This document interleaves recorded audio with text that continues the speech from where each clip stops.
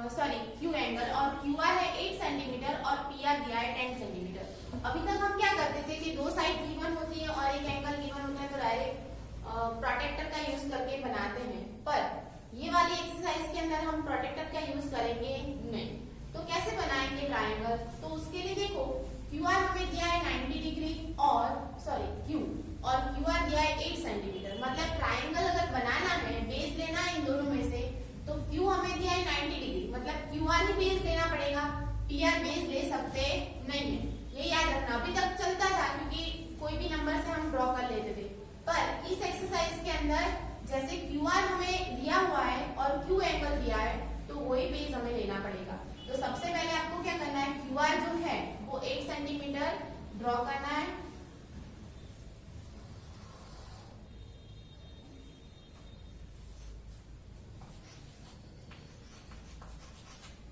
Q R 8 centimetre draw करने के बाद हमें क्यू 90 डिग्री दिया है। तो आगे वाली एक्सरसाइज में हमने देखा था कि जब हम परपेंडिकुलर कोई भी ट्राइंगल ड्रॉ करते हैं या फिर परपेंडिकुलर लाइन ड्रॉ करते हैं, तब क्या करते हैं कि डायरेक्टली नाप लेते हैं, हमें प्रोटेक्टर का यूज करना पड़ता नहीं है।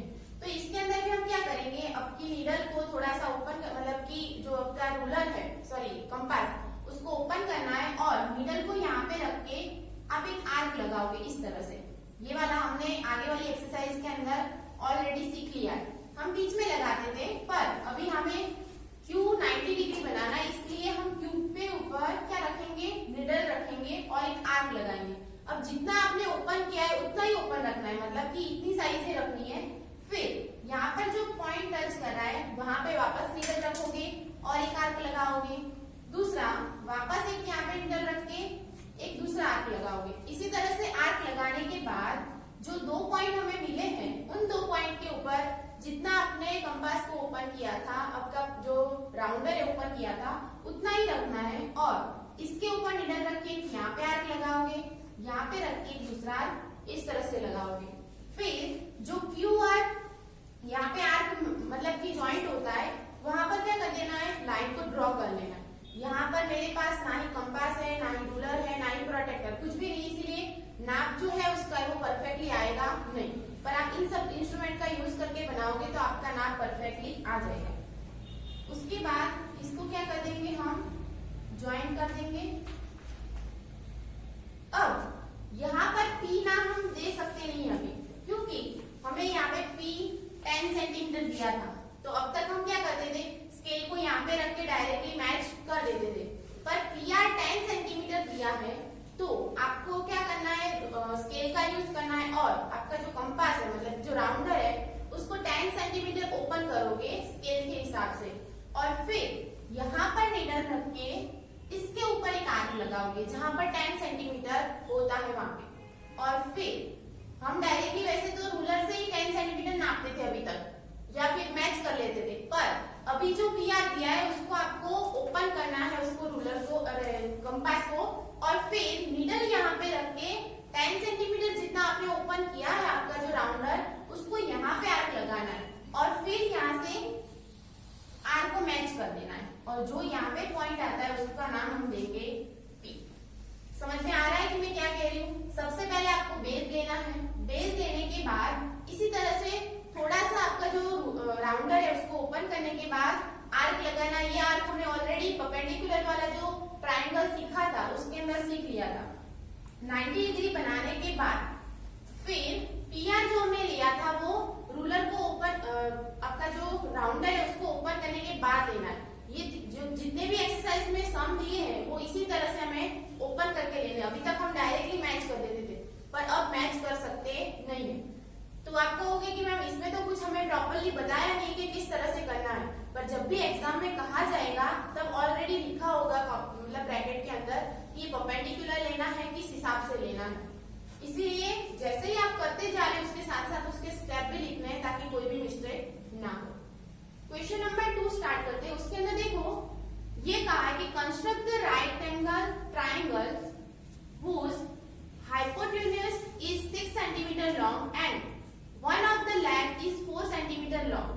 अब ऐसा सम्स हमने कभी सीखा नहीं है, ना ही तो इतनी सारी एक्सरसाइज के अंदर कभी एक भी सम ऐसा देखा नहीं, पर यहाँ पे जिस तरह से कहा है उस हिसाब से हम एक 1 बाय 1 पॉइंट समझते हैं और फिर ड्रॉ करते हैं। सबसे पहले हमें कंस्ट्रक्ट क्या करने का बोला है, राइट एंगल ट्राइंगल, मतलब ये 90 डिग्री होगा। और फिर हमें कहा है कि हाइपोटेन्यूज।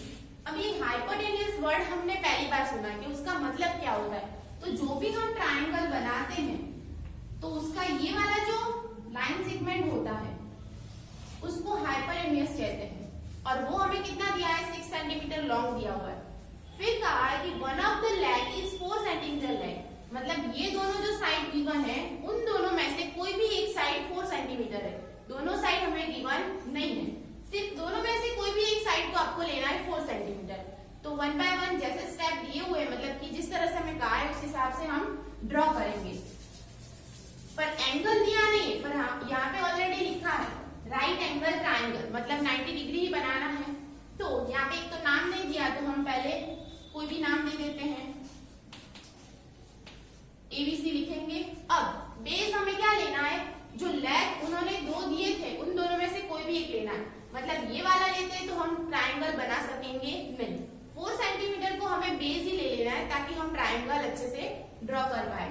तो आपको क्या करना है, स्केल के हिसाब से 4 सेंटीमीटर एक लाइन सेगमेंट ड्रॉ कर देनी है और उसका नाम देंगे, कोई भी ले लेते हैं, बीसी। अब हमें क्या बोला है, ये राइट एंगल ट्राइंगल है, मतलब कि कहीं पर भी हमें सोचने की जरूरत पड़ेगी नहीं, क्योंकि हमने फर्स्ट क्वेश्चन के अंदर जिस तरह से किया है वैसे ही यहाँ पे करना है। थोड़ा सा अपना जो रूलर है अरे राउंडर उसको ओपन करो और फिर एक आर्क लगा दो। आर्क लगाने के बाद यहाँ पे नीडल रखोगे, यहाँ पे आर्क लगाओगे, वापस यहाँ पे नीडल रखोगे, यहाँ पे आर्क लगाओगे और उन दोनों को मैच हो इस तरह से ऐसे आर्क लगाना है। फिर इसको कंस्ट्रक्ट कर लेना है। अब ये वाला 90 डिग्री हमारा बन चुका है, तो डायरेक्टली हम इसका नाप दे सकते नहीं है, पर यहाँ पर जो हाइपोटेन्यूज है वो 6 सेंटीमीटर लॉन्ग दिया है। तो वापस अपना जो राउंडर है उसको स्केल की हेल्प से 6 सेंटीमीटर ओपन करना है और सी के ऊपर निडल रख के यहाँ पे आर्क लगाओगे और उसको क्या कर दोगे, मैच कर दोगे। इसका नाम देंगे ए। इसी हिसाब से हमें ड्रॉ करना है, मतलब क्वेश्चन को पहले समझना है वो क्या कहना चाहता है और कैसे बनाना है, फिर हम 1 बाय 1 करते जाएंगे। अभी इसमें वापस समझ लेते हैं। तो सबसे पहले आपको बेस लेना है, क्योंकि यहाँ पे वन ऑफ द, मतलब ये दोनों में से कोई भी एक 4 सेंटीमीटर है। प्रॉपरली हमें कहा नहीं है कि यही लेना है, इसीलिए कोई भी ट्राइंगल बनाने से पहले हमें बेस लेना जरूरी होता है। इसीलिए हमने 4 सेंटीमीटर बेस ले लिया और इसको वैसे भी हमें 90 डिग्री बनाना है, इसकी जरूरत पड़ेगी नहीं, इसलिए क्या किया, इसको हमने ऐसे ही ले लिया, मतलब उसको नापने की जरूरत पड़ेगी नहीं। और फिर जो हाइपोटेन्यूज दिया है, अगर हाइपोटेन्यूज नहीं दिया होता तो हम दूसरी तरह से भी कर सकते थे इसको, पर प्रॉपरली हमें यहाँ पर दिया है कि ये जो गिवन है वो हमारा 6 सेंटीमीटर है, इसीलिए हमने सी के ऊपर निडल रख के 6 सेंटीमीटर का आर्क लगाया और ट्राइंगल कंस्ट्रक्ट कर दिया। क्वेश्चन नंबर 3 देखते हैं। Construct an isosceles right angle triangle ABC, ACB is equal to 90 degree और AC is equal to 6 centimetre दिया है। अब यहाँ पर जिस तरह से कहा है वो भी हमें क्या करना है, 90 डिग्री, मतलब राइट एंगल ट्राइंगल है। तो यहाँ पर C एंगल हमें गिवन है, मतलब एंगल C हमें कितना दिया है, 90 डिग्री दिया हुआ है और AC is equal to 6 centimetre दिया है। तो बेस हमें ऑलरेडी एक ही को लेना पड़ेगा, पर यहाँ पर आइसोसेलेस ट्राइंगल बोला है, मतलब ये ट्राइंगल की 2 साइड इक्वल होती है और 1 साइड अलग होती है, मतलब कि यहाँ पे 90 डिग्री बनाना है और AC हमें कितना 6 सेंटीमीटर गिवन है, बाकी की जो साइड है वो भी क्या होगी, 6 सेंटीमीटर ही होगी। पर AC को ही हम बेस लेके बनाते हैं, तो यहाँ पर AC है, अगर आपको AC लेना है तो भी ले सकते हो, और अगर उल्टा करना है, इसमें समझ में नहीं आ रहा है क्योंकि ये वाला इस तरह से हम बनाएंगे तो ये ट्राइंगल इस तरह से बनेगा, क्योंकि C एंगल हमें 90 डिग्री दिया है। इसलिए अगर बेस में नेम चेंज कर देखती हूँ, आपको मतलब ये वाला समझ में नहीं आता है तो बेस आप C ही ले सकते हो, नाम सिर्फ उल्टा कर देने का, तो उसका एंगल इस तरह से आएगा।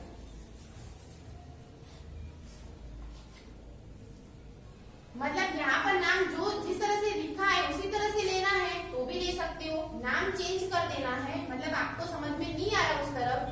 इस तरफ भी ड्रॉ कर सकते हो, पर ये वाला तो हमने बहुत सारे ड्रॉ किए, हम उल्टा ही ड्रॉ करते हैं ताकि आपको कभी भी कोई प्रॉब्लम हो सके नहीं। इसी बेस देते हम 6 सेंटीमीटर।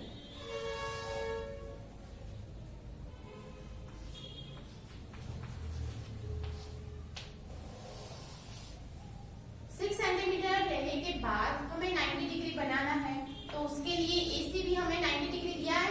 अब C के ऊपर क्या करेंगे, हम अपना थोड़ा सा जो मतलब राउंडर है आपका वो थोड़ा सा ओपन करोगे और यहाँ पे हर बार जिस तरह से करते आए हैं वैसे ही आपको इसको आर्क लगाना है। यहाँ पे नीडल रख के यहाँ पे आर्क लगाओगे, यहाँ पे नीडल रख के यहाँ पे आर्क लगाओगे और इन दोनों के हेल्प से एक उसके ऊपर दूसरा आर्क लगाने के बाद इसको मैच कर देना है। अब ये वाला तो 90 डिग्री बन गया, मतलब कि यहाँ पे जो दो गिवन थे वो हमने ऑलरेडी ले लिए, पर अभी तक हमें कंप्लीटली जो भी मतलब यहाँ से आर्क लगाना होता है वो दिया होता है, पर इस पे ना ही कुछ कहा है ना ही कुछ दिया है। तो क्या करेंगे, हमें आइसोसेलेस ट्रायंगल दिया है, मतलब ये वाला जो होगा वो भी क्या होगा 6 सेंटीमीटर ही होगा। तो इसमें सिर्फ थोड़ा सा चेंज है, क्योंकि अभी तक हम क्या करते कि ए के ऊपर निडल रख के आर्क लगाते थे, पर यहाँ पर जो दिया है उसमें हम क्या करेंगे, सी के ऊपर हमें निडल रखनी है और जो दूसरा नाप हमें दिया नहीं है पर ऑलरेडी बता दिया है कि वो आइसोसेलेस ट्रायंगल है। तो सी के ऊपर निडल रख के कितना ओपन करोगे, रूलर अपना जो राउंडर है उसको 6 सेंटीमीटर ओपन करोगे और सी के ऊपर निडल रखने के बाद यहाँ पे आर्क लगाओगे। ये बात ध्यान में रखना, क्योंकि अभी तक हम क्या करते थे, ए के ऊपर या फिर जो भी नाम दिया होता है यहाँ से वहां तक हम 6 सेंटीमीटर या 10 सेंटीमीटर जो भी गिवन था उस हिसाब से आर्क लगाते थे, पर यहाँ पर ऐसा कुछ भी कहा नहीं है। तो सी के ऊपर निडल रखने के बाद 6 सेंटीमीटर आर्क लगाने के बाद फिर स्केल के हिसाब से हम उसको मैच कर लेंगे और इसका नाम देंगे बी और ये हमारा होगा 6 सेंटीमीटर। समझ में आया? एक एक मतलब कंस्ट्रक्ट करते जाना है और साथ में स्टेप लिखते जाना है कि किस तरह से हमने किया। आप जो भी यहाँ पे स्टेप लिखोगे वहां पर ए से हमने आर्क लगाया नहीं है, सी से लगाया, इसीलिए सी का नाम आना चाहिए। अभी तक ए से लेते थे, इसमें सी से हमें आर्क लगाना है, इतना सिर्फ याद रखना है। तो यहाँ पे हमारा जो चैप्टर है वो कंप्लीट होता है। अगर आपको कोई भी प्रॉब्लम है तो डायरेक्टली मुझे